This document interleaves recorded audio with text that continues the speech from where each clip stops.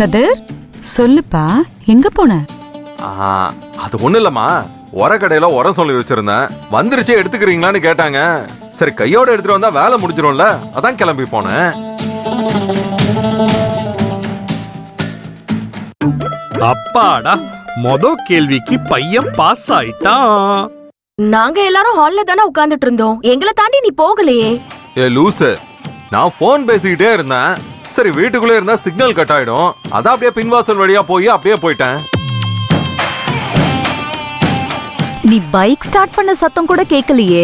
அம்மா வாசல்ல போன் பேசிக்கிட்டு இருந்தாங்க, ஏதோ முக்கியமா பேசிக்கிட்டு இருந்த மாதிரி இருந்துச்சு.